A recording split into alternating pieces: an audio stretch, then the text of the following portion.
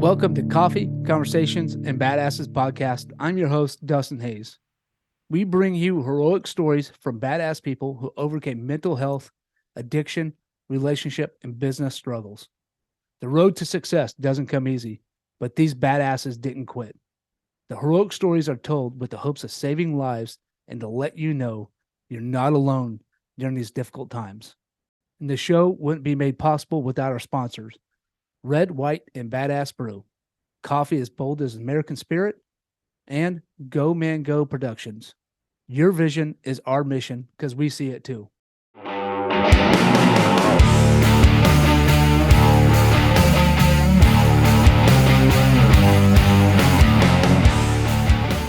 Today's guest is Coach Dan Whaley with Thrive Coaching Academy.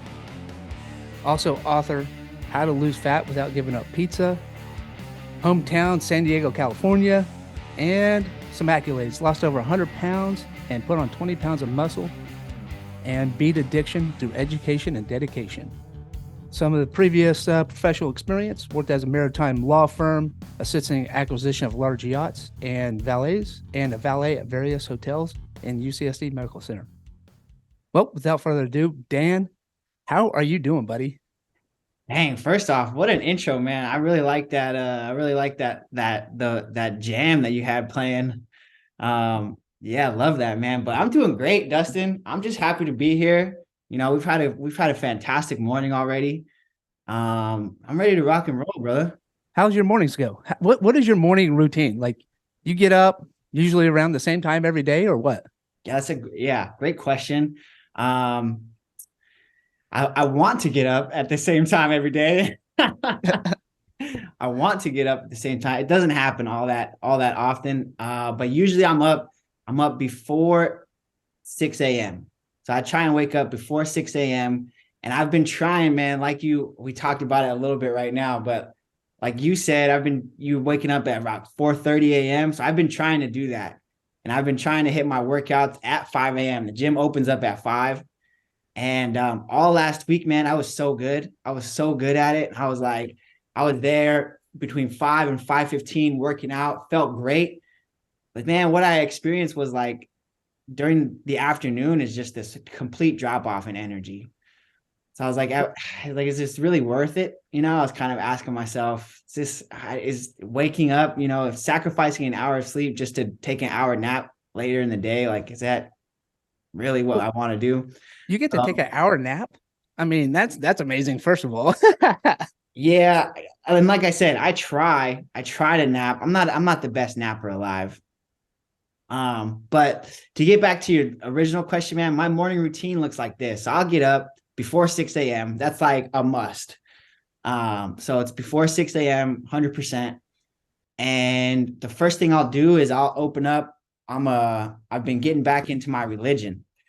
So I'll open up the Bible app and I'll have my little time with God. It takes about 5 minutes, roll through like a little scripture, a prayer, you know, kind of just like center myself for the day.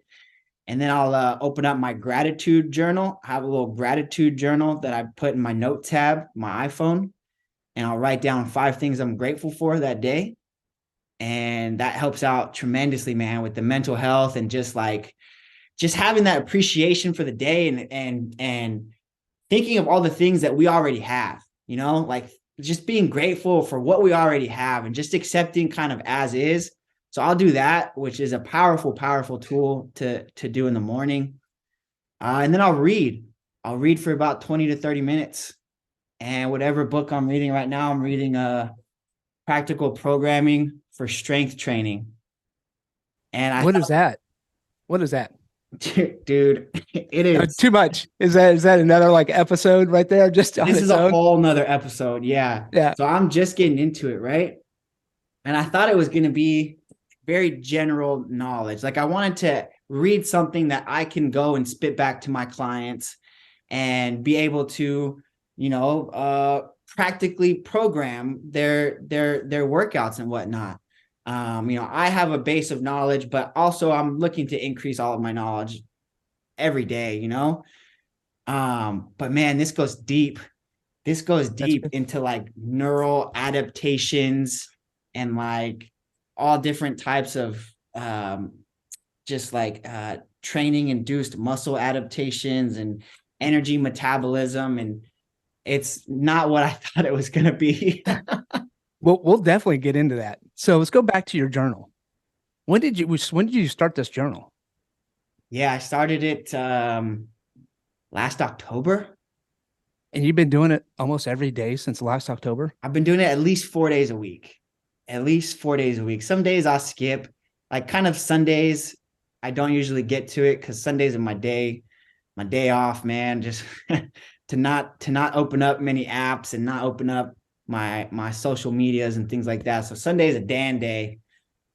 And Well, you got to have a Dan day. You got to have that nothing to do, no work, no nothing, just a you time.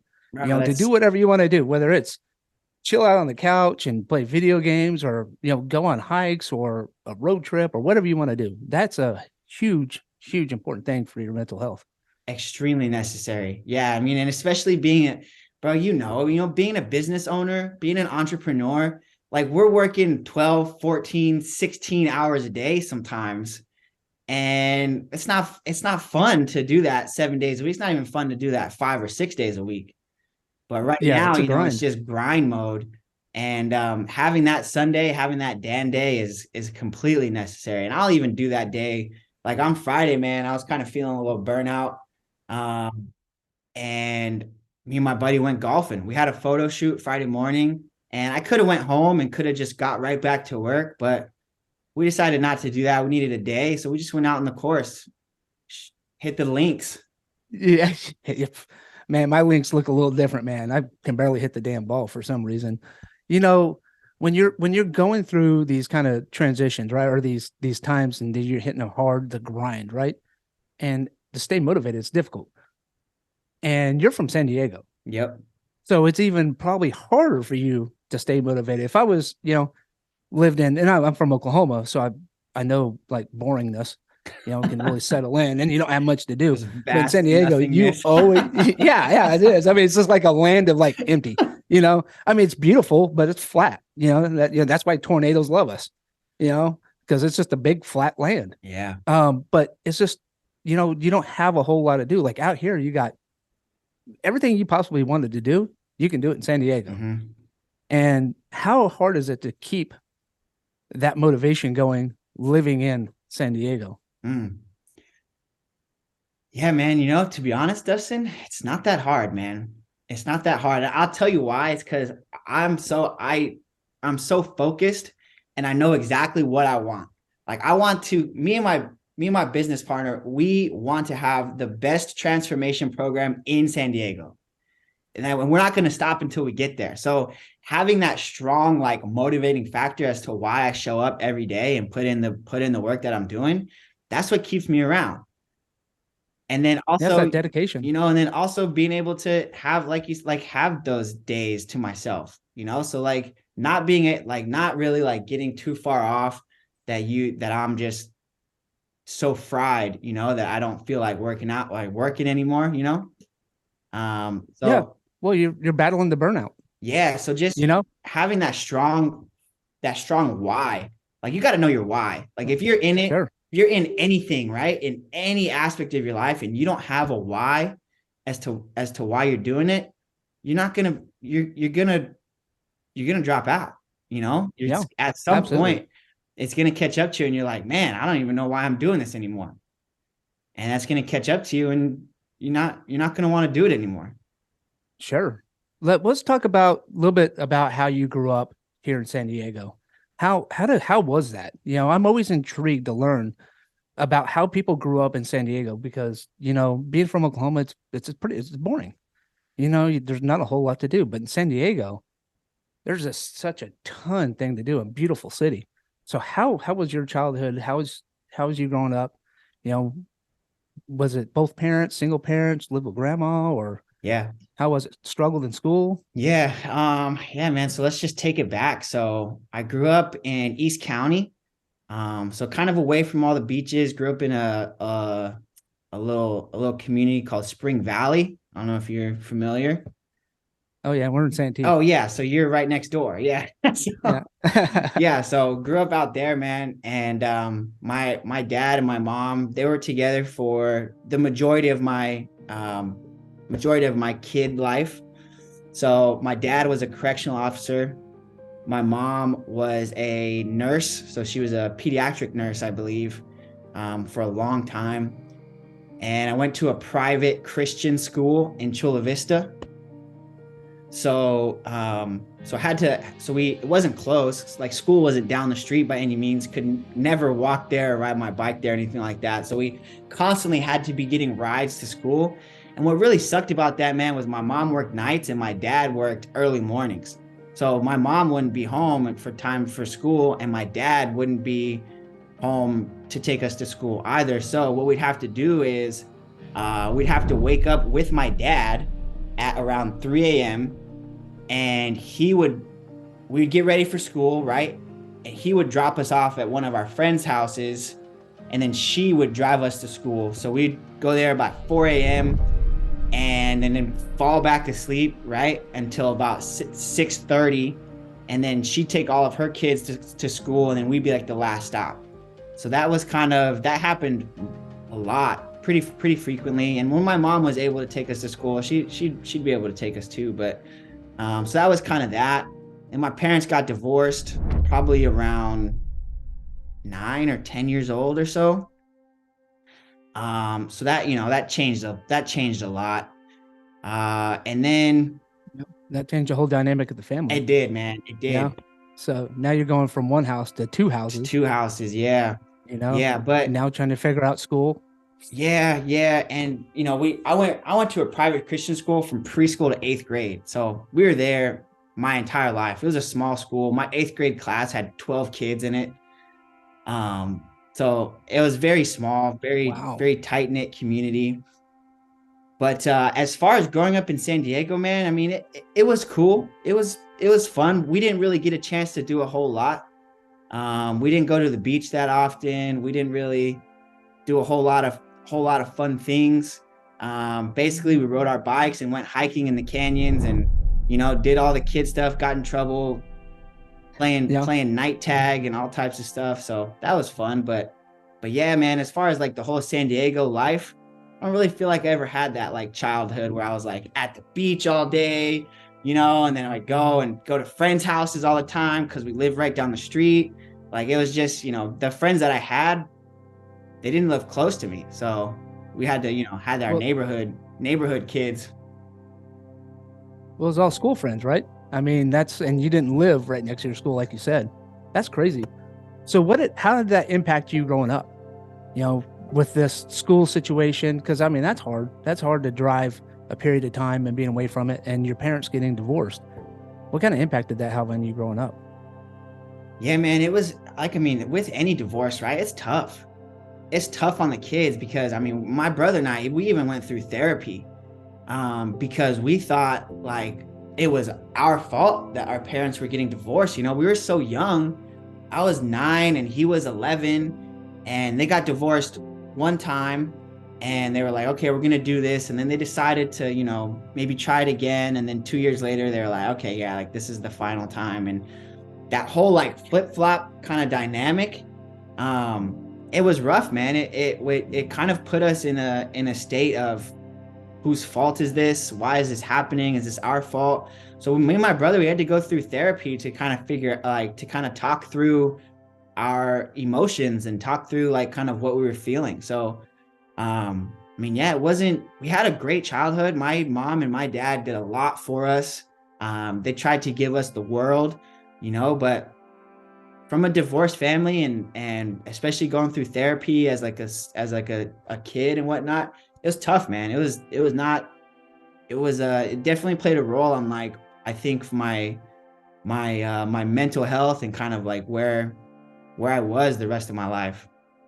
Sure, it gave you a lot of uncertainty, and that leaves a lot of doors open to find other things to give you certainty. Mm-hmm. Whether it's drugs, alcohol, hanging out with delinquent kids or whatever the case may be. Yeah. It's it give you that door, that openness, because you're trying to find that connection. Yeah, and that's funny that you say that, man, because the reason why we went to a private Christian school is because the schools around us in our community were just terrible schools.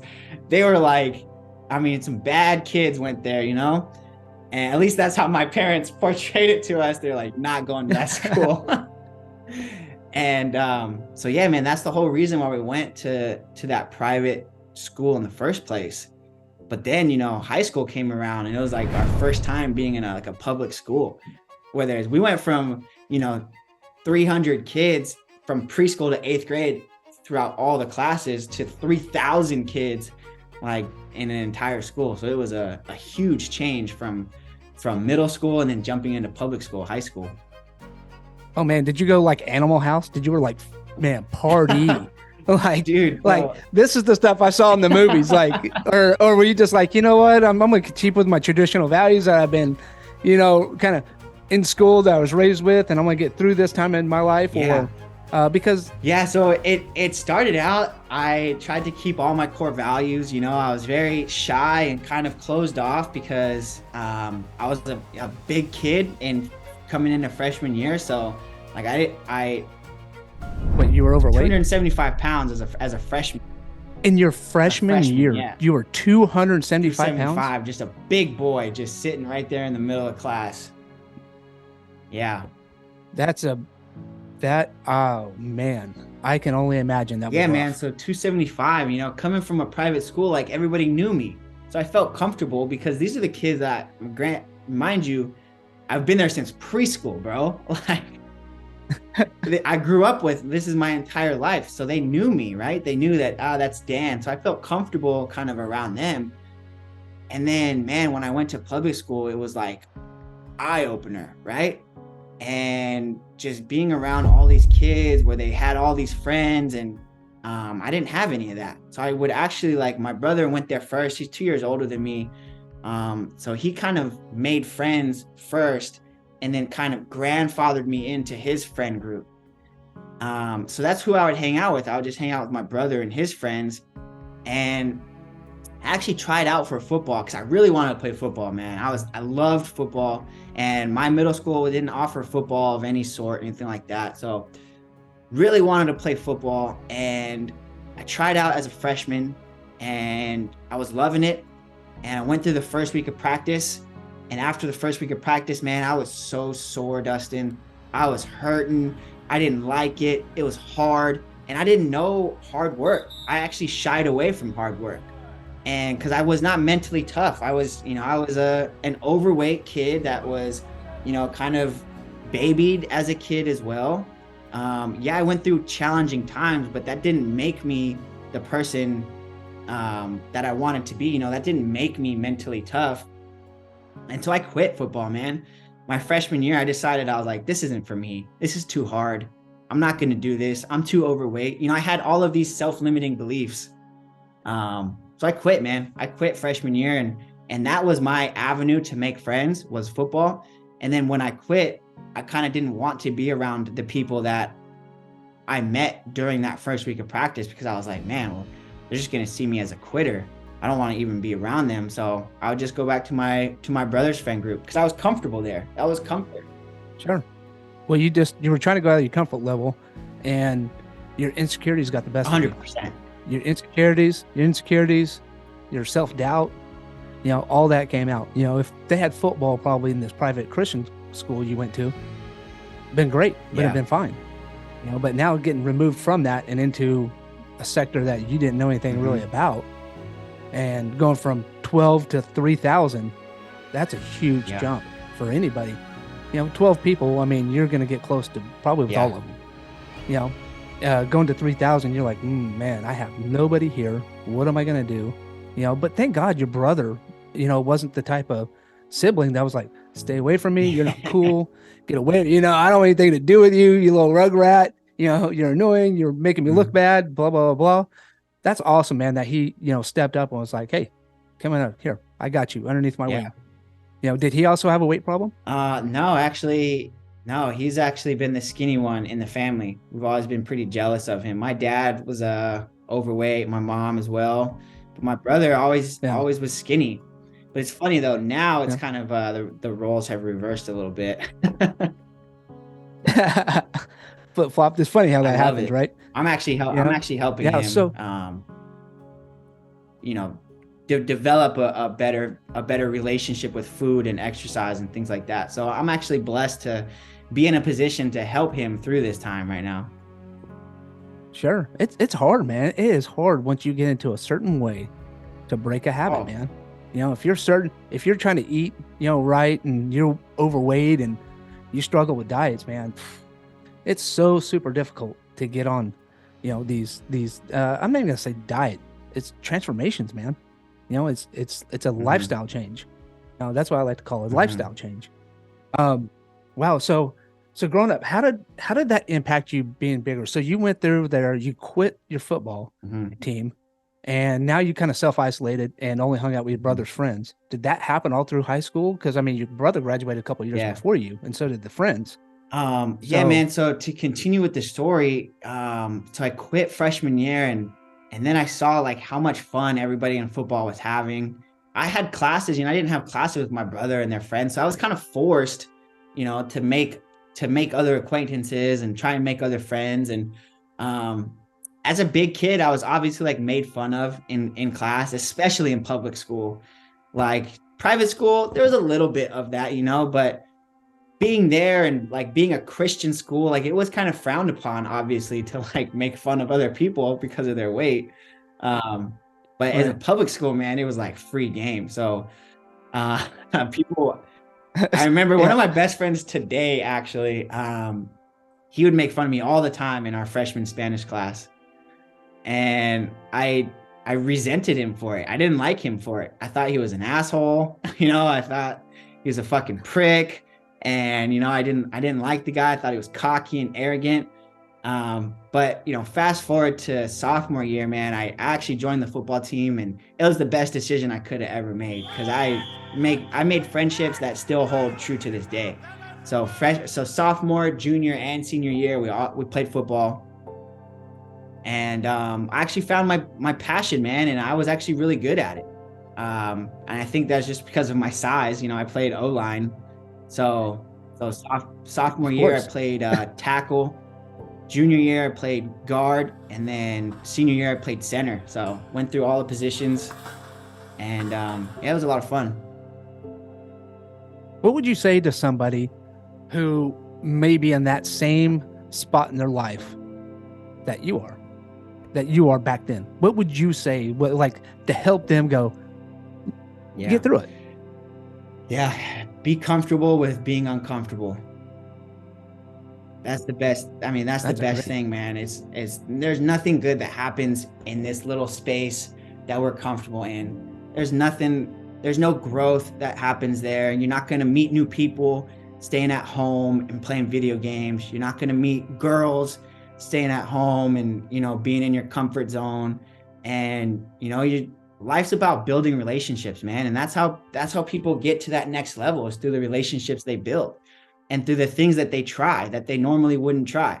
So if someone was in that position now where they're like kind of on the fence about it and they don't really know if that's the right thing for them, and they feel this resistance kind of pushing back on them, man, that resistance is telling you that that's what you need to do. Like if you're feeling any type of resistance in your life, that's where you need to push. You need to push back. And so that's what I would tell him, man. Push back on that resistance. Be comfortable with being uncomfortable, and just go for it. You never know what's going to happen until you actually try it. Yep. Don't self isolate. Get out there, and don't be afraid to take That's right. chances. Put it out there, man. Put the risk. The risk is definitely worth the reward versus just staying in and self loathing. You know what? So you did high school. You did the football. You transitioned out of that, and is that what got you into fitness at that time? Boy, man, what got me into fitness? I'm just gonna be honest with you, right? I was tired of being fat. I wanted to look good without my shirt on. Like that's kind of what brought me into the fitness space. In high school football, right? You're gonna work out a couple times, but I hated the weight room. I never fell in love with it. And man, it wasn't until so after high school we were in college and we were taking some health classes. and we started learning about all these diseases, right, that overweight and obese people have to deal with. And I was kind of I had started my journey, right? Senior year, I was like 240 pounds. So I had lost some weight, but I wasn't actively trying to lose weight. And it wasn't until I learned about all these different diseases and things that overweight, obese people have to go through that I was like, man, this is going to be my life if I don't make a change. So with that and with the idea that I wanted to look good without a shirt on, that's what got me in. So being scared shitless about stroke and heart disease and diabetes, and then with the combination of wanting to look good with my shirt off, that's what got me in, man. And since then, man, it's been, I mean, for the first 3-4 years after that, it was full force. I went so hard into fitness, that we were actually able to lose, 100 pounds. So we went from 275, my highest, and then my lowest was 155. Yeah. Really? Wow, that's a huge, I mean, that's 120 pounds, buddy. Yeah. That's a lot. I mean, that's dedication right there. So how would you say 155 would be a healthy weight for you though? Hell no. No? No, not even close. No, I was skinny, man. It was kind of an unhealthy skinny because I went about it the wrong way, Dustin. I lost weight the wrong way. I was heavily restricting my calories. I was doing all types of cardio, running every single day. Doing everything that you're really not supposed to be doing. Yeah, because I thought that was what you're like, how to lose weight was just like, don't eat a lot and work out a lot.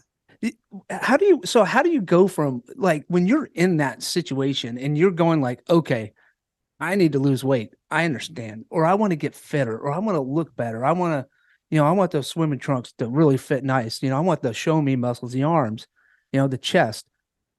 But how do you get through the noise? How do you know what is right and what's wrong with everything at your fingertips? Because you go on there and you just type in how to lose weight into Google. You have millions of pages of advice, so how would you go about, what would be a takeaway for somebody to be like, hey, listen, this is good advice and this is not so good advice? Yeah. It's all about what works for the long term, right? And what's going to be sustainable. So a lot of these fad diets and things like that, like they're not sustainable, man. No one's going to be counting points on Weight Watchers for the rest of their life. No one's going to be drinking Optavia shakes for the rest of their life or, eating keto even for the rest of their life. Like that's tough, man. That's tough to like stick to that for the rest of your life. So like basically what we found is just like through some research and different studies and following like fitness professionals and things like that is just like a very flexible approach, right? And it's just focusing on your calories and your protein, and then in combination with some strength training and hitting a step goal. And if you focus on those, 4 things, calories, protein, strength train, step goal, like it's just going to be a natural decrease in weight, a natural downward trend. And really that's what's going to lead to you to like a long-term success. Because really when you do it my way, so I did it obviously restricting calories heavily and running a lot of cardio. What that did for me was I lost a ton of weight, but when we get into this, the next couple years, right? I gained all that weight pretty much right back. And what happened was my metabolism was so shot that when I stopped dieting, I introduced more food into my system and my weight just shot right back up. Your body didn't know what to do with it. Really just like taking things slow. Like that's how you see progress is to go slow. We have a saying, actually, it's slow and steady slims the waist. And it fits. That's though, awesome. Because man, if you do it fast, if you want quick results, then you're not going to have permanent results. Yeah, I'm with you. I tried, I wasn't a fat kid. I wasn't fat until Mhm. Well, when I got, well, not medically retired, when I got hurt. But yeah, I shot up to 275 Mm. pounds at my heaviest. And I tried every stupid diet there was. And, it was the same results. So I lost 20 pounds, but damn, I Man, gained and it's not 25 fun. back, And it's not and fun. just, It's yeah, it's terrible. No, it's terrible. My, like, and most of them like 1,500 calories and I'm intaking 6,000. Like I'm going to be Mhm. hungry and angry. Yeah. There's nothing good that's going to sustain my mental state and going, man, this shake really is tasty. Like, hell no, that didn't even taste good. Like it's just slamming these shakes. And you're just like, Mhm. God, this is so terrible. All I want is a cheeseburger. That's it. My fat is telling me I want cheeseburger. I want to feed my inner soul. And then you give up on, and then you have that cheeseburger. And then you don't, then it's just like, well, I've had one. Tomorrow, you know what? I'm just going to do the fries. And then you're back on it, man. You're on that, McDonald's supersized, Yeah. you know, Yeah. food. That So highly yeah, I mean, mine was root beer floats. that highly palatable food, man. It's just like it sends Oh those signals to the brain that's like, ooh, I want more of this shit right here. This is that good shit that you're feeding me. yeah, yeah. No, I don't want that chicken and No, and broccoli then or those shakes. as soon as you You start, know, man, I'm such an advocate for like not labeling foods off limits. Like I really believe that there are foods that you should eat more of, high quality, lean protein, good carbs, vegetables, right? Eat more of, and there's foods that you should eat less of. And sure. as soon as we label foods off limits, that creates this like, man, the human nature. As soon as we're told that we can't have something, what do we want? We want that thing, You want man. it. Yeah, yeah. I mean, same thing. Don't touch that button. And then what are you doing? You're like scratching. You're just holding your hand back not to touch the Yeah. button. And it It's the happens same to concept. like the kid level too. Like you've seen those videos where like the dad will put like some gummy worms on the table for the kids, and they're like, "Don't touch this. I'll be right back." What do the kids do, man? They're just all over it as soon as the dad leaves. And Yep. it's no Yep. different for anybody at any age. Like as soon as you say you can't have this food, all they're going to be thinking about is I can't wait to have this food. So I like to teach like being Yep. flexible, man. Like, and that's what I wrote a book about. I wrote a book on how to lose fat without giving up pizza. It's just short, little 9-page book, but there's a ton of value in it, and it teaches you how to incorporate foods that you love into your diet and still be able to make progress towards your goals. Because it's entirely possible to eat pizza or eat burgers, in moderation. Obviously, you're not gonna have a full day of eating pizza, but you can still enjoy like a couple slices of pizza as long as your nutrition outside of that singular event is decent. Yeah.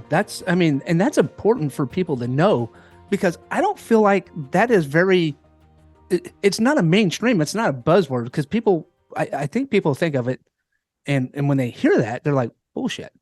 That's fake. You can't do that. You can't have a cheeseburger. You can't have a milkshake. You can't have a root beer float, or you can't have fries, or whatever your simple pleasure. Jelly A root bellies. beer Oh my float. god. Don't even get Dustin Jelly. started on those root beer floats. Don't even, yeah. Yeah, root beer float, man. I do.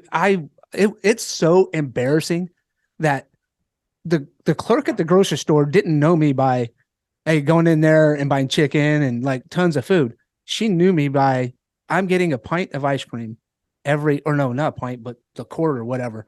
Every couple of days, I would go in there and I would get that and couple, let's call it a couple of handles Couple of root beer handles. and a couple of handles of root beer. And I always went for the gourmet stuff. And that is not light on any aspect of calories and none of it's good. I'm just surprised I didn't get diabetes from it. You know what I mean? Like and I did it for a long time. And that's where I really popped, man. And I was in surgery. So just out of surgery. So there was no working out. I was completely just bedridden. And I'm just sitting there watching TV, just shoveling this shit in my face, man. Just That's so funny. That's just root so beer funny floats. to me, Oh man. Like man. that was the thing. Like that's the trigger for Dustin. Oh, it I is. Well, I know. still have root beer floats. I know, but Yeah, but I now get they're a not kid's the cup. double. Get a kid's cup, They're little not scoop of ice double cream. big gulps. No, no, I ain't going. Yeah, no, I did. I bought a 7-Eleven big gulp cup just for God, my root beer floats. love that. That's That, terrible. and I don't even know. If I you're couldn't listening even to this tell pod, you. don't do that. Don't go out and buy a double big No, gulp. no, do not do that. Do not do that. I highly suggest you don't do that. If you want the root beer floats, man, get the kid cups. You know, the little 6 or 8 ounce ones, man, perfect. You know, Yeah, they feed the scratch. You know what I yeah. mean? Then it's over. Then you're like, man, I got satisfied. I feel Man, satisfied and now doing it. cravings are such a natural, it's a natural thing for us to have cravings. Like if we're craving sugary foods, it's probably going to tell you that something might be missing in your diet and that your body is craving something. So you can replace those cravings with something, but maybe a little bit better of an option. So if you're craving sugar, have some fruit with some honey or on it or something, like you can itch that, you can, scratch that itch with just the right choice of foods and, you be healthy in the Yeah. process. And natural honey is good for you. You know, I mean, Yeah. relatively. I mean, in Yeah. moderation. You know, I mean, that's what I do. I do the that Hawaiian bread, Love and that I'll stuff. drizzle some. Yeah, I'll drizzle some. Some honey on there, and I'll put it and I'll eat it with eggs. You know, I'll make 3 or 4 eggs, and boom, that's my breakfast. So you You know, eat so honey with eggs? yeah. Well, I mean, not. I don't put the honey on the So it's not eggs, like an but I egg have the sandwich. It's not toast like an on the egg side. sandwich. No, Okay, so got it. this might disgust you how I make my eggs. Might discuss a lot of people. And if you're a health professional, you're probably gonna matter of fact comment on it. I'd like to know. I would like to know what you think about how I make my eggs. Um, so I get a bowl and I spray some Pam in a bowl. And I'll crack the eggs in a bowl and I'll mix them. I'll put some like pepper and some salt in it.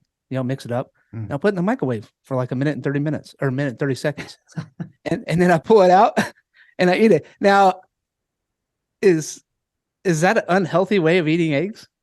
No, man. I mean, you're cooking it the same way, right?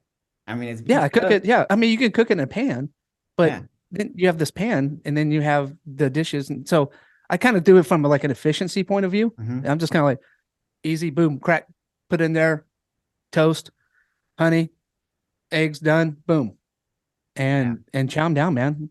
Takes really about 4 minutes to make it and eat it. Yeah. Do the eggs like have a different texture, consistency? Oh fuck yeah, Yeah. yeah.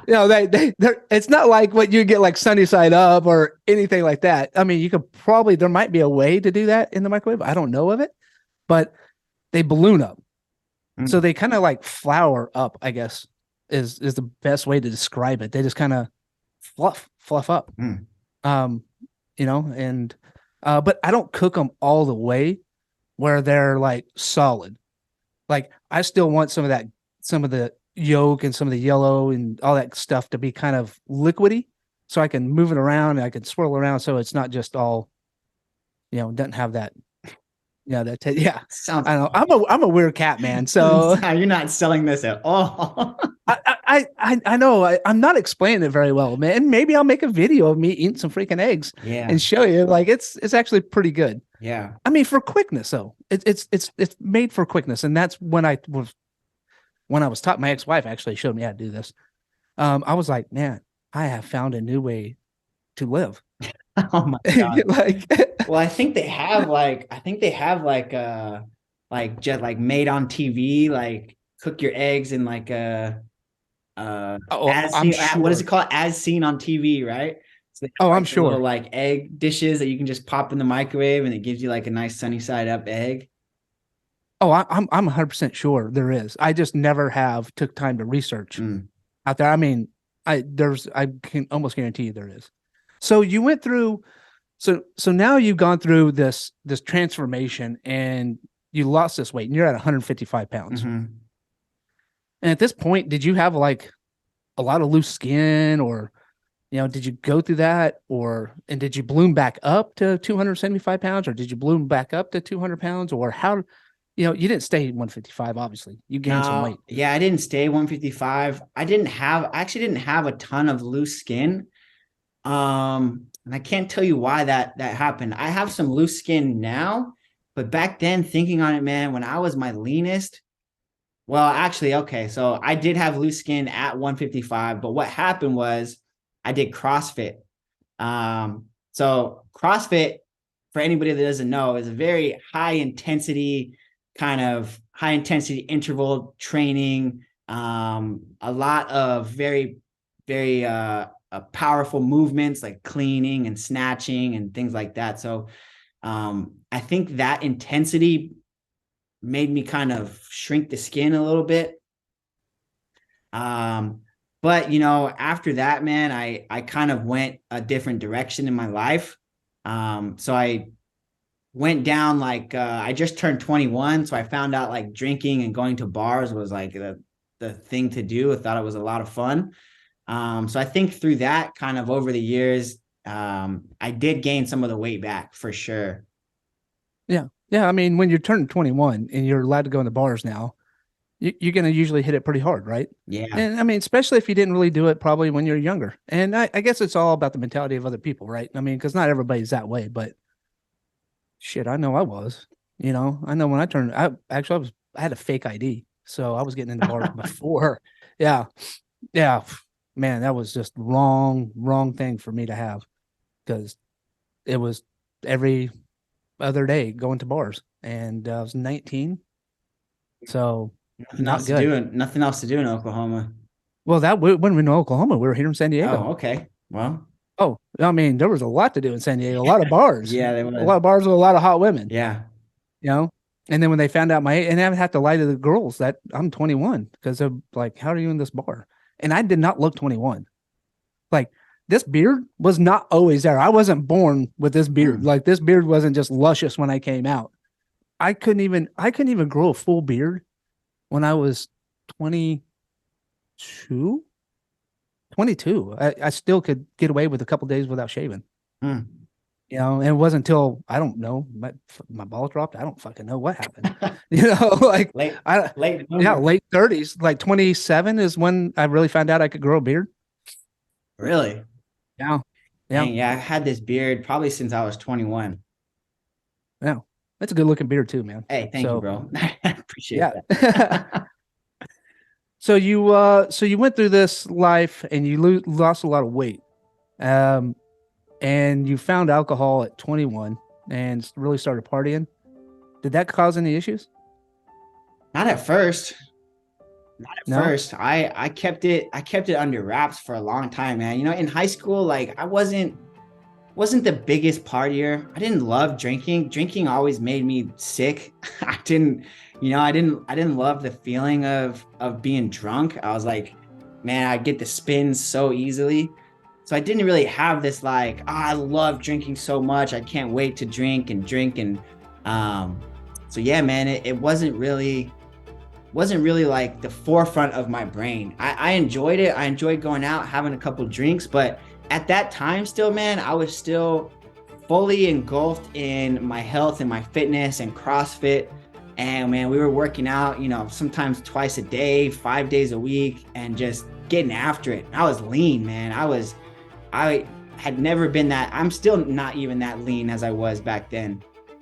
But yeah, so it wasn't until like probably late, like 22 or so, that I kind of fell off the wagon a little bit and started drinking a lot more. And I don't really know why. I think it was just the thing to do. I was 22 years old. There's bars. It was fun to go out to bars. There's girls at these bars, and I looked good. Like I would I'd be having the confidence. I'd have the confidence to go up and talk to girls, and girls would come and talk to me. So like it was like, man, my life is great. Like this is all coming together. Like this is what I've been working for. And I think I kind of used that as like an excuse to keep doing that, right? Because it felt good. Sure. It felt good to be getting attention from girls at bars. Yeah, it felt good to be out there. It felt good to have the attention. Finally, I'm like, finally I get the attention. I had just broke up with my high school girlfriend like a couple years ago. So, like we were just like getting out back on the scene, right? And so I think I use that as an excuse to like go more often. And then, it's kind of just how it starts, right? It's like you try it once and you're like, oh, this feels good. You keep going and going and going. And then it got to the point where we were like, throwing parties when my mom wasn't out of town anymore, and seeking out parties. Like we'd go to one party and then, go to the next and then hit the bars and then go to the after party. And so it got to that point. And I think really, man, where it all changed was one night, man. There was someone had offered me some cocaine, and I didn't want to. Kept saying no, and then I would see them on it, and I'd be like, man, that kind of looks fun. And I decided to give it a go, and I'm not gonna lie, right? It was great. It was great. And that's kind of when it all changed. So that was, I think, at like 22 or 23 or something like that. And then from there, man, like it started out as just like a novelty thing, right? And then it just kind of progressed into addiction. Wow. So how did that addiction change your life? And what were you doing to feed it? Because cocaine's an expensive addiction. Yeah. Yeah. So I was working at a law firm, I think at the time, 23, I believe, working at a law firm. So I was making pretty decent money. I had just moved out of my mom's house for the first time. So I was on my own, living in North Park with my roommate. So North Park's a great community where there's just bars everywhere all around. And so I just felt like, man, I'm living the life. I'm making pretty decent money. I got my own pad. Going out to bars every weekend. Like, this is a great life. So that's kind of like how I fed it. And I think being on my own, like, really kind of reinforced, like, I can do anything type of like kind of invincible mentality, right? Yeah.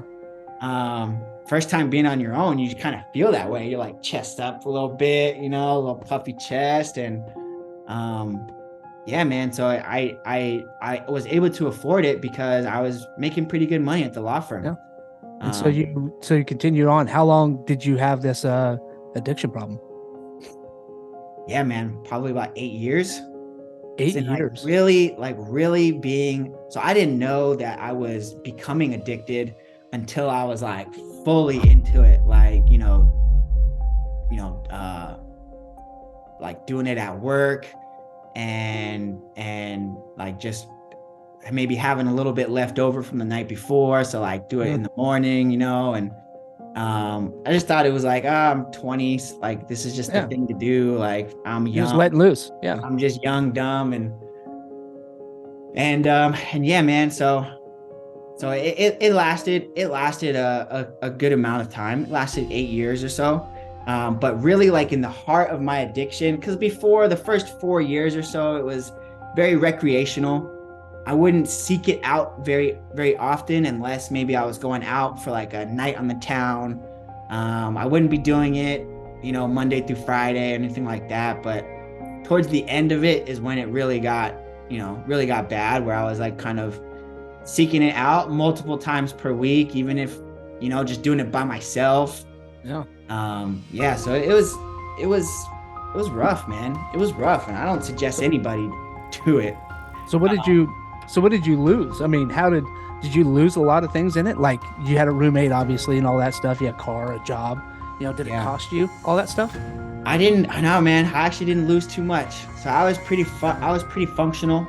I didn't let it fully, I let it consume my mind. I showed up to work almost all the time. I'd probably call out, maybe once a week if I was like really feeling it, really hungover or something like that. But really, like, where it affected me was my mental health. And I just didn't feel like I really could make a commitment to anything. I didn't feel like I had any purpose. I didn't feel like I had any motivation. I had no drive. I would still try and work out, but I'd be balancing working out, the job, and then drinking. And then, when I drank, that's when those urges started to happen. So I'd try and balance it all, but I wasn't making any progress. I was working. I was just spinning my wheels. Sure. Well, your brain was, you trained your brain to go into this and go, all right, I'm drinking. There should be something with this because this is now a routine thing that you're doing. Now, it's kind of like waking up and, petting your dog. It's a routine thing. Like if you don't pet your dog that morning, you feel off. You're like, something's not right here. Same thing. I mean, you're going drinking, and last 4 years, you're like, man, I've been drinking. Now I should have a little bit of white substance with this, no, that's what made you change though? That's so you didn't really hit rock bottom. It didn't really cost you a whole lot. You just had this epiphany of like, man, this is bad. I'm full blown into a habit. Yeah, I think it was more, like I said, like mental things, man. I just was so depressed all the time and nothing made me happy. And like all I wanted to do was just drink and be by myself. Like it got to the point where I didn't even want to go out anymore, and that's when it starts, that's when there's a problem, is when, you do this upper, right? And then you don't even want to see people. You just want to be by yourself. And there were so many nights of that. And I hated myself for it. And I'd wake up every single day and I'd be like, I'm not doing that again. I'm never doing that again. And then, I'd get through the day and those feelings would subside. And then I'd start to get bored and it would revert back to maybe one last time. So it was like that constant battle of like doing it to feel normal, I guess. And then waking up and just going through these really raw, uncut emotions of just of disappointment and shame and guilt.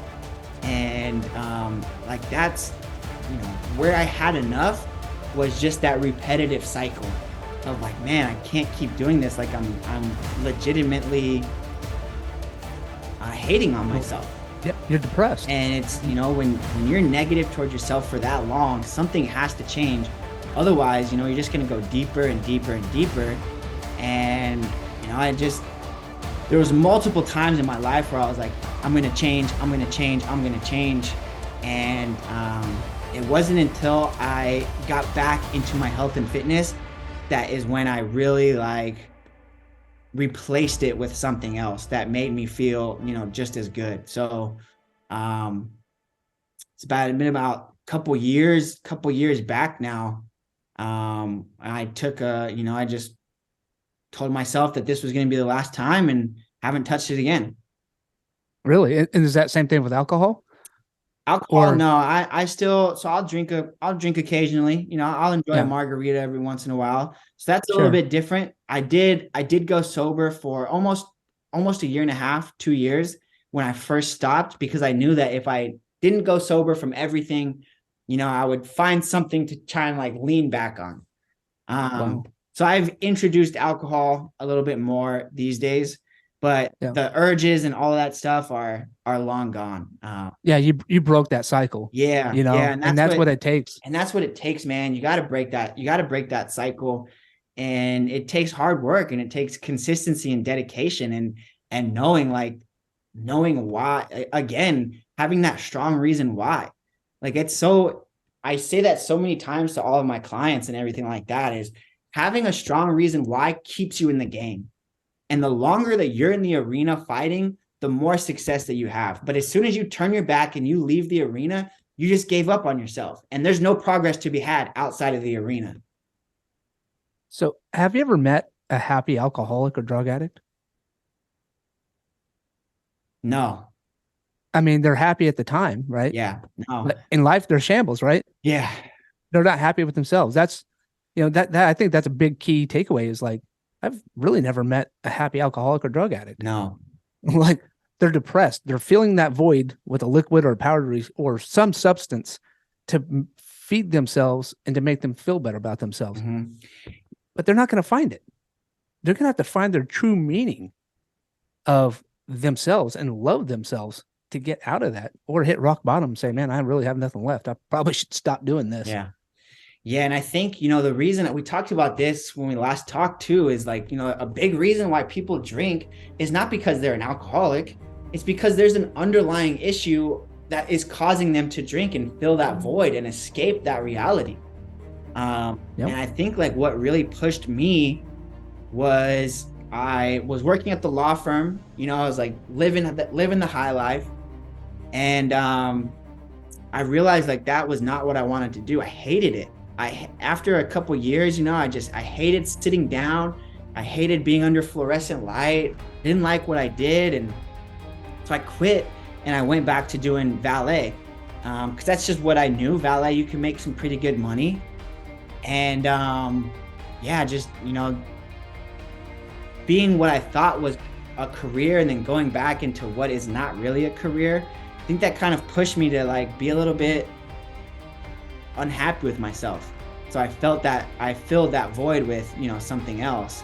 And then also, you know, I think I broke up with our girlfriend had broken up with me during that time as well. So that kind of pushed me over the top too. And I was like, man, I need to fill this void again. So, you know, we're escaping something when we're drinking, when we're, you know, smoking weed, when we're doing cocaine or whatever vice it is that you have, smoking cigarettes even, like you're escaping something. But you know, you got to really pinpoint what that is, and that is when you can really change, is to understand and become aware of why you're having these urges in the first place. Yeah, no, I agree. I think it's very important, you know, to dive in and find why, you know, and don't be afraid of the why. Mm-hmm. You know, yeah, you really gotta sit in that. Yeah, you gotta really let that marinate, you know, and once you find that why, you can break that mold, you can break that chain, and now you're on that healthier path to recovery. Yeah. Sweet. Well, let's take a break. Do you need to take a break? Yeah, sure.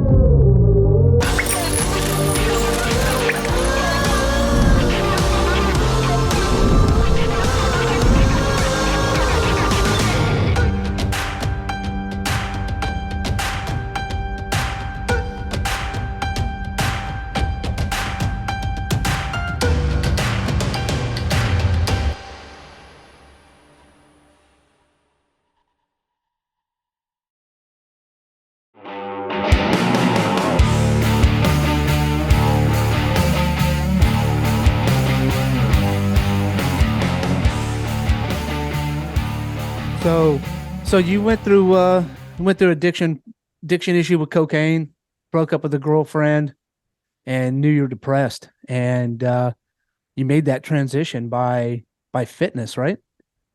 Yeah. So through that time, man, I mean, it was, like I said, it was years, right? It was years of kind of battling this. And I was a valet at a really fantastic resort here in San Diego. But it was funny, man, because I wanted to get away from that life. But then when I got to the resort, I found out that everybody there drank and partied. And so I just got sucked right back into it. And that was really like, I feel like the heart of my addiction was working at this resort. just because I was around it all the time. Like we'd be just having fun, like on the jobs, and people would be inviting us to their rooms, and we'd be like drinking with the guests in their rooms. And like, I mean, it sounds like really fun, and it was fun at the time, but little did I know that's kind of leading myself to this dark place, right? It's okay to have fun. It's okay to enjoy some of those Yeah. moments. The problem when you're chasing that moment every single day. Yeah. You know? Let me plug in my laptop real quick. I'm running out of juice. Yeah, we don't want that to happen. So All right, cool. Yeah. So you're at the resort having fun, getting called to rooms. yeah, just having a great time. And then COVID happened. And man, COVID was tough because I was, on one hand, I wanted to overcome this, right? And I felt like I was making strides towards the end of my resort valet career, right? I was a valet bellman, and worked there for about 3-4 years. And towards the 4th year, man, I felt like I was finally starting to turn the page, where I was like, okay, this is not you, Dan. This is not what you want to do for the rest of your life. Like, let's really find what is going to make you feel good. And it's not drugs, it's not alcohol. And I started working out again. And I actually, one of my buddies, he was a trainer, and he was doing like free online fitness plans. So I like paid him $40 for just like a cookie cutter plan and like a little meal plan or whatever. And I was like following that to the T. And I was feeling so good. And then COVID happened. And, work stopped, life stopped, the world stopped. And I was sitting at home with nothing to do. And boom, right back into it. And wow, just like that. Yeah, because there was nothing to do. And that's when I gained a lot of weight back. I shot back up to 230. I was just eating and smoking and drinking. So I shot right back up to 230. And it wasn't until that happened for the whole year. And it wasn't until the end of 2020 when I reached out to my buddy, and he's been a long time, very successful personal trainer, had his own business.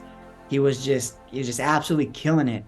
And I reached out to him, and I was like, man, I need help. I need to change. And he was like, kind of like talking me through some stuff, and I didn't ask to be trained by him or anything like that. He was just kind of giving me some pointers on how to be better, right? How to just become healthy again. And so we started working out again. We started working on our nutrition again. And I wanted to take it to the next level. So I told him, hey man, I want to take my health to the next level. I'm tired of this. And I gave up drinking. I gave up smoking, gave up partying. And I really wanted to show him that I was serious about making a change. So I had been sober for 4 months when I reached out to him now. And we started training. And that was when I found out about personal training and about how I can help other people, achieve success and freedom and live a healthier and happier life. So I worked with him as his client, and did that for a year. And at that time I was working at a hospital as a valet, so got a new job. And so sounds like a lot different environment than working at a resort. You're not getting called to people's rooms. Yeah, it was. Yeah, and part of being at the hospital too, we went through drug tests too. So I had to quit. I had to stop. Really, they drug tested you to be a valet at a hospital? Yeah. Because it was UCSD. Okay. So it's a state system. They do all types of checks and backgrounds and drug tests and all that stuff. So in order to pass, I had to stop this lifestyle. And that was probably the best thing that ever happened to me was stopping and being sober for 2 years. Yeah. And it gave you that accountability too, knowing that if I slip up, I could have a drug test Yeah. and lose my job, lose my Yeah. source of income. Yeah. And I really wanted to turn the leaf, turn the new page. So that's kind of how I transitioned out of that, lifestyle was reaching out to my buddy and hiring a coach to help me with my fitness, because I knew that if I invested money into myself, I feel like that would help me keep myself accountable, right? Is that I'm in it. Like, I invested money. If I waste this money, like, that's that sucks. Yeah. Yeah. I mean, nobody wants to throw money down the toilet, and especially when you got this constant strive. I mean, you have this that you want to have that personal growth, and you don't want to live that way. You want to fix, that addiction, you want to get away from it. You don't want that addiction to have a hold on you anymore. You want to battle it and win. And you did. And then you got into fitness. You got this coach. Is that how you were like, you know what? I'm going to start a fitness company? Yeah. So it was actually. So that it was a huge reason. I was trying to figure out what I wanted to do, because I knew that valet wasn't going to be a career. I was making good money. I was making 50, 60, 65,000 a year. So as a valet at a hospital, like, not that bad, but I knew that wasn't what I wanted to do. And I, for the life of me, thought that I really wanted to work in the healthcare field, because I saw my mom as a nurse being very successful in her healthcare career. So I was like, I think this is what I want to do, because it involves everything that I love. I love health. I love helping people and serving people. And, I love being around people that I can help. So I was like, healthcare is it. This is what I want to do.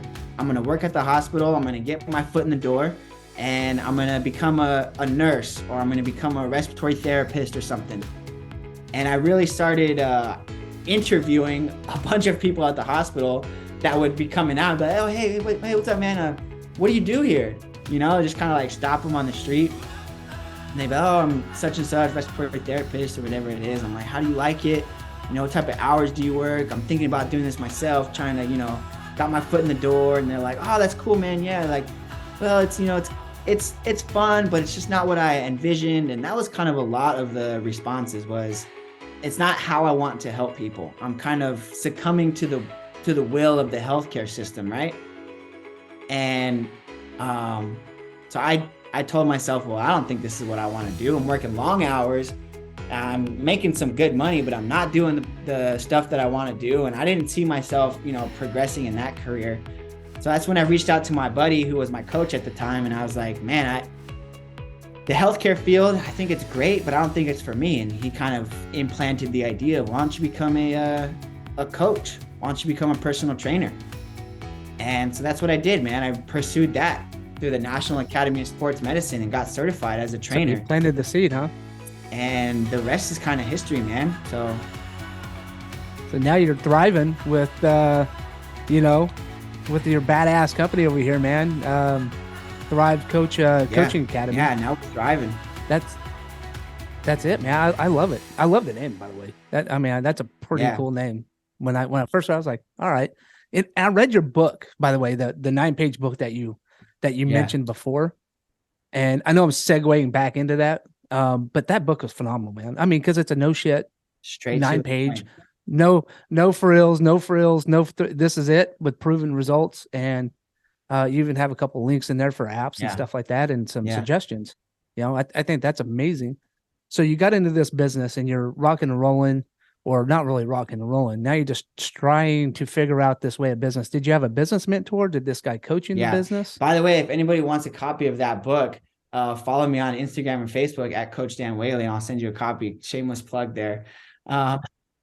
Yeah, oh, dude, we're gonna plug you in later. Don't worry. So yeah, man, we have a mentor group. It's called the Change Lives Academy, and it's a group of trainers that teach in-person trainers how to transition to online. So I'm an all online based coach. And, what we found in doing this style of training is that we can give so much more time to our clients than just training in-person sessions. Because if you have 8 clients and you're training 8 people a day, right? You're only focused on one person at a time for that specific time frame. And there goes your entire day. So you didn't help anybody, you helped those people train, but you can't really have a huge roster of clients and really give them the time and accountability that they all need 7 days a week. So doing this online, we're able to actually put those personal touches on the training and give them nutrition guidance, accountability, lifestyle coaching, exercise coaching, and really all aspects of health and fitness. Anybody can go online and Google a training program, and it's going to be pretty good. It'll probably get you some results. But the hardest thing is to overcome everything that's happening in between the ears. And that's what we focus a lot on is mindset coaching and lifestyle coaching, stress management, sleep habits, nutrition. So it's really like a multifaceted, layered program where we help people just change their entire lives around. Well, that's it. I mean, if you can be healthy on the outside, but if you're not healthy on the inside, then eventually this is going to fall apart, and that's a great aspect. Because when we first met, we were on Facebook, right? So, and I saw your video, or it was a live video, and it was talking about protein. And, I've heard this time and time again, and I knew, but when you don't practice something for so long that you just kind of forget some nuggets of knowledge, but it was a basic thing that you just, hey guys, listen, your goal weight, if it's 180 pounds, you need to be taking 180 grams of protein in a day, and I was like, yeah, no shit. And so I did that little change just off of your video. I did that little change and my muscles felt fuller. Because before they were just kind of like, man, like flabby, they were there, but it didn't feel full, and I felt fuller since I've got that back into there. Now I don't know if I'm hitting those marks yet or not, because I'm gonna get back on the app, and just track my stuff, and I don't care where it's at. I just want to track it to know for myself. But no, that's awesome, man. So did you find it difficult to actually talk to people about transitioning from in person to on an app? Because that doesn't seem natural, right? Yeah. It is. It's all how you present it, right? A lot of people, they love in-person training, but really, they don't see a lot of results doing that because, like I said, they're only there maybe twice a week. If you can afford it 3 times a week, that'd be fantastic. But most people can't afford, $75 a session 3 times a week. So really where it all lies is that you need to be consistent, 5 to 7 days a week. And if you're only being in person 2 times a week and the trainer doesn't have time for you the other 5 days a week because he's coaching other clients, then you're not going to get the best results. So really if you want to optimize your results and just become the best version of yourself, you need to have that 5 to 7 days a week consistency. So this is kind of what that offers is that consistency and that accountability that we all need. So holding yourself accountable is tough. If you're not strong-willed and you don't already have that instilled into you, you're not going to hold yourself accountable to the point where you need to. Oh, absolutely, man. I told you earlier in the morning, man, I try to wake up and work out in the morning, but I fail 9 times out of 10 doing it. I'll get out there. I'll be like, all right, wake up, stretch. I'm like, all right, here I go, chug some water, go out there. My feet hit the cold concrete. I'm like, I'm going back inside. I'm like, no, not today. You know what? I'll start working out in the morning when it's warmer. That's what I'm going to do, and then your day goes on and you're like, oh shit, I missed my workout, so now you're down that day, but you miss a workout, just keep going. It's like, can't really look back at it, but you got to make that mental note. Like, I missed that workout. When is the best time for me to work out? I know 100% the morning is the best time for me to work out, to get it in there, to get it done, and to get through it.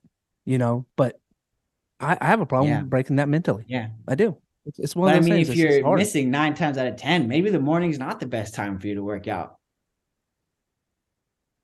Yeah, but then life takes control after, and because I never know what my afternoon's going to look like from doing the other business. So so I know that I have to make this transition to a morning workout. It's just making that transition successful has been a difficult part for me. But you're right. I mean, maybe not. Maybe I just need to say, hey, I need to work out at 7 o'clock at night. Quick. Maybe that's my time. Is there a wrong time to work out? No, no. You know that, man, that there's science that says like, oh, in the morning your testosterone is going to be the highest, and like that's why you should work out in the morning, or in the afternoon, like you have more fuel in your system because you've been eating all day, and like that's the best time to work out. But what it comes down to is, what's the best time for Dustin? What's the time that Dustin can get to the workout consistently? And that's going to be the best time. Because if, like we've been saying, man, if you're not consistent, you're just not going to see the results that you want to see. So if you can't be consistent in the morning, then it kind of tells me just right off the bat, like that's not going to be the best time for you to like force your body into working out, because more times than not, you're gonna brush it off and then go about your day, and then it's gonna be 8 p.m. all of a sudden, and you're like, oh shoot, missed another one. Yep. So that the best advice that I can offer is find what works for you, and that is going to be the best time, because we can go back and forth with all the science and literature and things like that, but what it comes down to is, how can you be the most consistent week by week? Sure. Well, especially when you I used to love hitting the weights. But now that I'm older, you have injuries and shit. You pull muscle a hell of a lot easier, I think, these days than I did when I was 20. It's like, you do one little wrong twerk and I'm like, oh shit, what was that in my back? Like that didn't feel good. And then like I lost I lost the love for the pump. I lost my love for the that kind of workout. But I do love a workout. I do love working out, but now it's more like I want to go hiking. I want to go mountain biking. I want to do Krav Maga. Not so much that weightlifting. Like, I don't think that's the only thing we have to do is weights, right?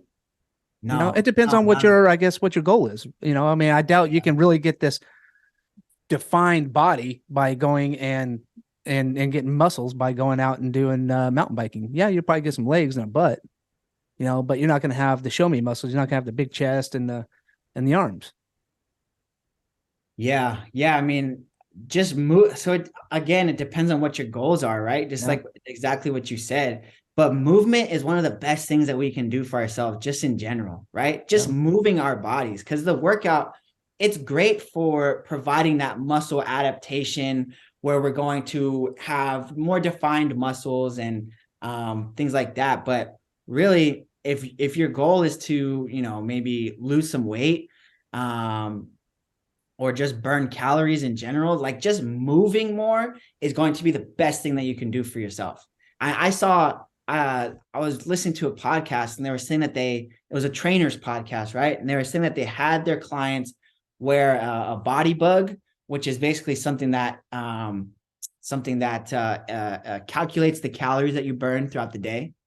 So Monday through Friday, typical everybody's workout days, right? Monday through Friday, they'd probably work out for 45 minutes to an hour, maybe an hour and a half at most. And what they found was Monday through Friday, they would not burn as much calories as they did Saturday and Sunday. And Saturday and Sunday aren't even workout days. So you're like, what? Why is that? Well, if you think about it, most people have desk jobs. So they're going to be sitting down, sedentary all day long. They might get up for a little bit of a lunch, but most of the time they're going to be right here, right? Hunched over, sedentary. And then they'll work out for an hour and they'll think that they're active, right? If you go to like a macro calculator or something like that, then you'll be like, how active are you? Do you work out 2 times a week, 3 to 4, 5 to 6, 7 days a week? Most people are going to be like, I'm active 5 days a week. And in reality, they're not, because they're only moving, 1 to 2 hours out of the 24 hours in the day. But on Saturday and Sunday, here you are doing grocery shopping, you're doing laundry, you're doing dishes, you're doing yard work, you're going on a walk, you're going on a hike with your buddies, you're walking around the city, having a good time. And they burned so many more calories doing that than they did actually performing a workout, 1 hour a day. So depending on what your goals are, just moving your body more is a great way to just increase the amount of calories that you burn. But in combination with strength training, you're going to build more muscle mass, and having more muscle mass will increase the amount of calories you burn at rest because that increases your metabolism. So if you really wanted to take it to the next level, you combine moving with strength training 3 times a week or so, again, with the proper diet. And that's what's really going to push your progress and give you that defined figure that most people want. Because we all want those defined muscles. We all want those nice biceps, good chest, shoulders. And you're not going to get that just by hiking and walking. So you have to provide that adaptation to your body. Yeah, no, absolutely. One thing we talked about was the trigger workouts. Because I was telling you, like, man, I really hate like the idea of spending hours in the gym to me is just terrible. I mean, just that right there is enough for me to break my spirit and be like, yeah, fuck you. I'm not showing up today. I'm going to go to the beach and take my dog for a walk instead. Like, so it's like I hit my point in like 40, 45 minutes. I'm maxed. That's it. And I can't do, and you were saying some about trigger workouts, and just explain a little bit what are trigger workouts, because I don't know if that's not very common. Yeah, no, it's not. It's not very common. It's something pretty new, but there has been a lot of studies that show that just by doing trigger workouts, you can increase the muscle definition and increase the way that your muscles work. So basically what it is you pick a couple exercises. I would suggest like one of each category. So a push exercise, a pull exercise. So it'd be something like a bench press, a pull up, a squat, and maybe like a deadlift or something like that. Some very simple, basic movements. And you do just one set of those, maybe 10 to 15 repetitions. And you just go through one set of each movement. And you have to, you can't just get out there and do like 20 pounds on the bench press. Like it's got to be, like a relatively good weight for it to provide that muscle stimulus that you're looking for. But you just do one set. It takes you about 10 minutes to get through, all 4 or 5 exercises, whatever it is. And you do that, 2 or 3 times a day. And what that's going to do is, you're going to give your body a chance to rest and recover. You're still going to provide a stimulus to your muscles. And, your nervous system is not going to be as taxed as it would if you go in to a workout and just go balls to the wall, 45 minutes, 90 minutes, whatever it is. Your nervous system is going to be taxed. And that's going to produce more cortisol in your body, which is actually is bad for you. Stress is not a great thing. So it takes all the muscle breakdown tissue that you have in your body, and it actually moves it to the excretory process in your body. So all that muscle tissue that you're breaking down, if you have a super high level cortisol, like outside the normal realm of, just working out a little bit, that's going to bring all that muscle tissue to excretory processes in your body. And you won't be able to build muscle tissue because that muscle tissue is now gone. Damn. There you go. So we're gonna touch on a topic real quick. That one thing that I really, when we talked over Facebook, and I mentioned to you like, oh, because somebody else mentioned to me like, having a therapist and a workout coach and fitness coach and all that stuff, like that's a great idea. Because if they can work out together, that's a phenomenal thing, because now you're getting them on a different level, on that intimate level. And somebody brought that up to me, but and I was just like, man, would you work with veterans? You're like, man, I can't relate to veterans, and that really triggered something in my mind. I'm like, why doesn't he think he can relate to veterans? And that's what really intrigued me about you, because I was like, why don't you think you can relate to to us? You know, what makes us different than somebody else? And I don't think there is. I think we have more in common that you would think. You know, like I was 275 pounds. I went through a bout of depression. You know, like, wow, we can really relate on that. You can really relate to these veterans on that topic. Do you think that would what's your idea? Like, what is it intimidating to talk to veterans, or is it like, what's the thought process behind it? Why you don't think you relate? Yeah, man, good question. I would say, right, that so veterans, right, they have a very, very rich background, a very kind of rugged background, right? Where you guys have been through a lot. And I mean, I have obviously been through a lot too, but I haven't been through anything like you guys have been through. And I feel like there would just be this elephant in the room, right? That I would like almost want to address, but have no idea like how to address that or like talk about it, or, you know, and I just feel like I'd be like bouncing around, trying to avoid talking about like war, things like that. You know, it's something that I have no, Yeah, and I get it, and you know, because the on the civilian side, a lot of people are like, oh, you're in the military, like you've been to combat, you're a combat hardened veteran, when that's actually not even the case. Like, and if we have a fact checker out there, you can fact check this, because I would love to know if I'm wrong. But 1% of the people who are in the military actually see combat. mm, You know, so that's a very small amount of numbers that people who have actually seen combat. You know, but you can definitely relate to them on depression, overweight, overeating, exercise, addiction, business. You know, so there's actually so much more that you can relate to them. Yeah, now it's hard to relate to somebody who has been in, you know, in that brotherhood, who's been to combat, and you have that camaraderie there, and it's easy to be familiar with a veteran, and then you hearing these stories or us talking, you're like, man, I really don't fit in here. You know what I mean? But we're just sharing a moment, you know, and I think that's what's the biggest thing, is we're sharing that one moment in our life when you actually can share a lot of those other moments in life that we struggle with. yeah. You know, because we get out, man. We get out, and most of us gain weight, and most of us go through a bout of depression, and you know, most of us, you know, don't know what the hell we're going to do with our lives, and been at some point of like, man, what can we do? And I think you relating them to functional fitness would be, I think it'd be phenomenal. I think it's definitely there. And I think people who don't think they can't relate can relate, because they're relating on a different topic that could be even deeper sometimes. Yeah, you know, I think when you initially asked me that question, like my first thought was like battle hardened veterans, right? Like that was my, you know, when it's so true, you know, it's very much that representation. When someone thinks of a veteran, you know, they think of combat, and they think of, you know, war and things like that.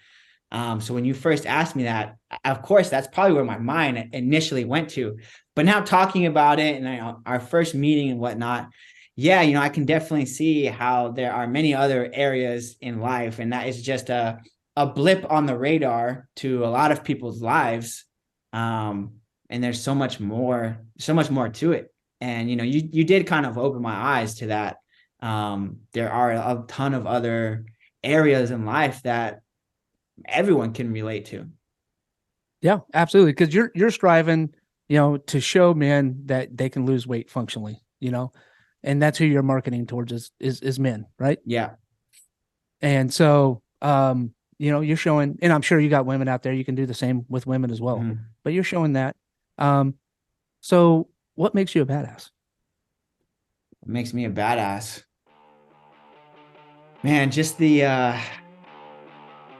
everything that I've had to overcome, you know, this resiliency in me that is willing to push through the bullshit and, you know, continue down this path of being successful, and this, you know, unwillingness to stop. You know, there's this burning desire to become the best version of myself. You know, I'm nowhere near the best version of myself.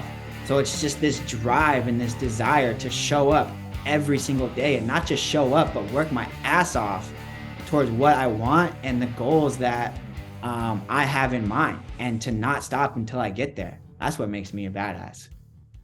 Shit, you fucking just got me a new motivation from that right there, man. I'm like, I'm amped up over here. Like, I'm like, yeah, that's fucking a badass. Yeah. That is right there, man. You hit the nail on the head. So where can everybody find you at, man? How do they get a hold of you? Yeah. So you can find me on social medias. Instagrams is at Coach Dan Whaley. Facebook is Dan Whaley, and TikTok is at Coach Dan Whaley. Awesome, man. Awesome. Dan Whaley, thank you so much for coming on. Thank you for coming on here, telling your story, and in hopes helping somebody. So I appreciate it. And if there's anything else you got, we're done, man. Yeah, man. Yeah. Thanks for having me on. Yeah. This was a lot of fun. Glad I could, share some of my struggles, and again, hope to inspire other people to experience the same freedoms that I experienced as well. Absolutely, man. Thank you. All right. Thank you. If you have a heroic story and you'd like to share it, get in contact with us. Our information's in the bio. Also, don't forget to hit the subscribe, like, and share. And then I'll see you on the next episode, badasses.